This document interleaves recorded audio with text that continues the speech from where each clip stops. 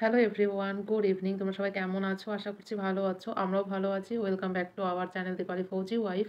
আজকে একটা নতুন ব্লগ নিয়ে তোমাদের সাথে আলোচনা করব। আশা করছি আজকের যে ব্লগটা সেটা তোমাদের ভীষণ ভালো লাগবে। আর টাইটেল আর থাম্বনেল থেকে তো বুঝেই গেছো আজকের ভিডিওটা কি হতে চলেছে। প্রথম থেকে লাস্ট পর্যন্ত দেখো আর লাইক, কমেন্ট, শেয়ার আর সাবস্ক্রাইব করে আমার পাশে থেকো।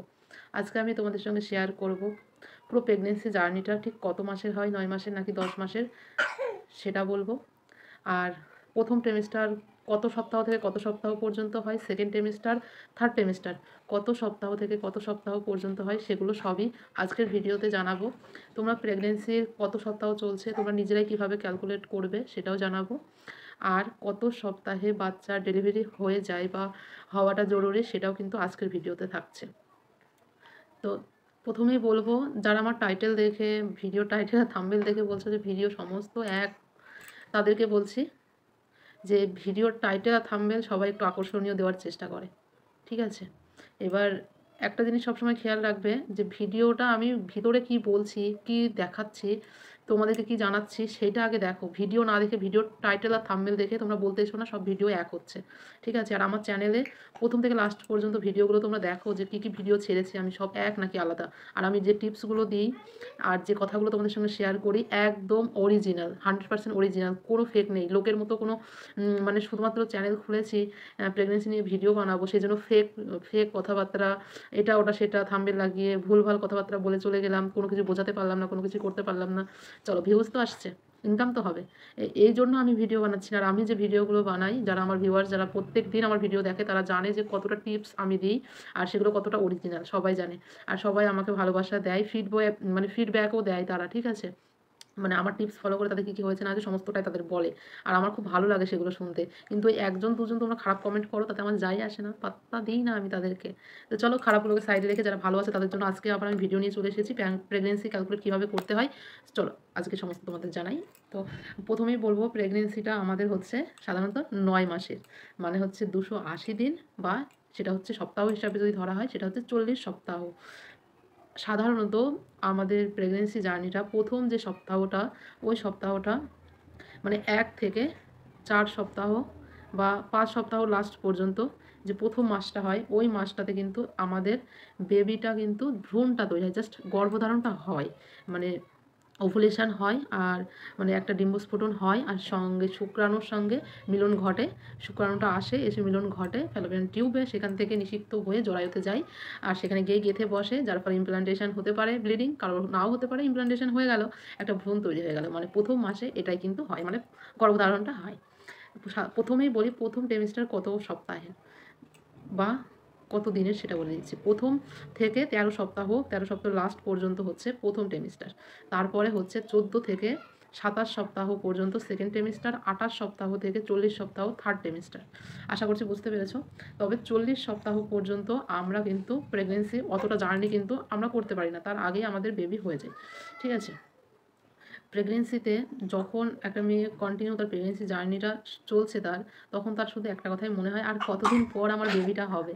সে কিন্তু মানে তার দিন মাস কিছুতেই যেতে চায় না। 280 দিন মানে 40 সপ্তাহ কিন্তু কম নয়, অনেকটা দিন, 9 মাস পূর্ণ। বুঝতেই পেরেছো তাহলে? এবার যে 9 মাস পূর্ণ তার আগে কিন্তু আমাদের বেবি হয়ে যায়। সাধারণত 37-38 সপ্তাহের মধ্যে বেশিরভাগ মহিলাদের কিন্তু বেবি পৃথিবীতে চলে আসে বা বেবি ডেলিভারি কিন্তু হয়ে যায়। অনেক মেয়েদের ক্ষেত্রে কী হয়, 39 বা 40 সপ্তাহ পার হয়ে গিয়ে 41-42 সপ্তাহে গিয়ে কিন্তু বেবি হয়। সেই ক্ষেত্রে কিন্তু টাইম ওভার হয়ে যাওয়ার ফলে কিন্তু বেবি মারা পর্যন্ত যেতে পারে। অনেক সময় পেটের ভিতরেই বেবি মারা যেতে পারে। তাই বলব, নরমাল ডেলিভারির পেইনের জন্য বা তোমার কোনো কিছুই হচ্ছে না, পেইন হচ্ছে না, বা ডক্টর ডেট দিয়েছে তাও না গিয়ে বাড়িতেই বসে আছো পেইন ওঠার জন্য, এরকমটা একদমই করো না। অবশ্যই ডক্টরের সঙ্গে যোগাযোগ রাখো। ডক্টর যদি বলে থাকে তবেই বাড়িতে থাকবে, না হলে অবশ্যই সি সেকশন করে বেবি তুলে নেবে। 39 সপ্তাহ বা 40 সপ্তাহ পর্যন্ত লাস্ট, তার উপরে কিন্তু বেবি রাখাটা পেটের ভিতরে ঠিক নয়।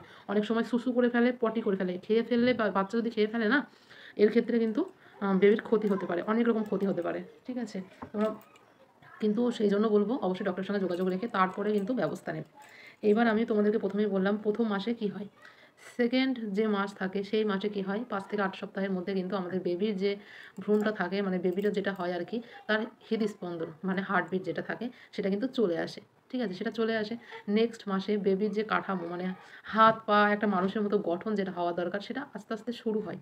তারপরে সেকেন্ড ট্রাইমেস্টার যাচ্ছে সেটা হচ্ছে ১৪ থেকে ২৭ সপ্তাহ যাচ্ছে। ওই সপ্তাহগুলোর মধ্যে কিন্তু আমাদের ফার্স্ট মানে ১৪ থেকে যে ১৭ সপ্তাহর মধ্যে যেটা ঘটে সেটা হচ্ছে বেবির না হালকা, হালকা নড়াচড়া শুরু করে। হালকা, হালকা নড়াচড়া শুরু করে। তারপরে সপ্তাহগুলোতে কিন্তু বেবি হালকা, হালকা হাত ছোড়া, পা ছোড়া এইগুলো শুরু করে। নেক্সট থার্ড ট্রাইমেস্টারে গিয়ে তো বেবি খুব সুন্দরভাবে নড়াচড়া করে, লাথি মারে খুব বেশি স্পিডে যেগুলো তোমরা খুব ভালোভাবে বুঝতে পারবে পেটের উপর ফুলে উঠবে। লাস্ট হচ্ছে ৩৬ সপ্তাহ থেকে ৪০ সপ্তাহে ওই টাইমটায় কিন্তু বেবি একদম ডেলিভারি হওয়ার জন্য মানে বাইরে আসার জন্য কিন্তু প্রস্তুত হয়ে যায়। ঠিক আছে? আশা করছি তোমরা বুঝতে পেরেছ। করি মানে আমরা যেটা গ্রাম্য ভাষায় মানে আমরা বাঙালিরা যারা গ্রামে থাকি যারা ক্যালকুলেট করি আমি যেমন যেভাবে করতাম একদম সাধারণ হিসাব মাস হচ্ছে তোমার পিরিয়ড যে ডেট হিসেবে যেটা ডক্টর বলে সেটা হচ্ছে ২৮ দিনে ক্যালকুলেট করে ওরা ২৮ দিন ধরে প্রত্যেক মাসে ২৮ দিন করে ধরে সেইভাবে ধরে কিন্তু ওরা ৪০ সপ্তাহ বার করে তোমাকে একটা ডেট দেয় ওরা ইডিডি ডেট দেয় যে সম্ভাব্য একটা তারিখ এই ডেটের মধ্যে বেবিটা ডেলিভারি হবে যাদের মানে ২৮ দিন অন্তর অন্তর প্রত্যেক মাসে মাসে নিয়মিত পিরিয়ড হয় তাদের ক্ষেত্রে এটা প্রযোজ্য। এবার যাদের অনিয়মিত মাসিক হয় যারা মাসিক ডেট ভুলে যায়, অনিয়মিত মাসিক তাদের পিরিয়ড সাইকেল ঠিকমতো নয়, কারো ১.৫ মাস ২ মাস অন্তর পিরিয়ড আসে তারা কনসিভ করেছে তাহলে তাদেরটা কীভাবে ইডিটেড ডেট ডক্টর দেবে?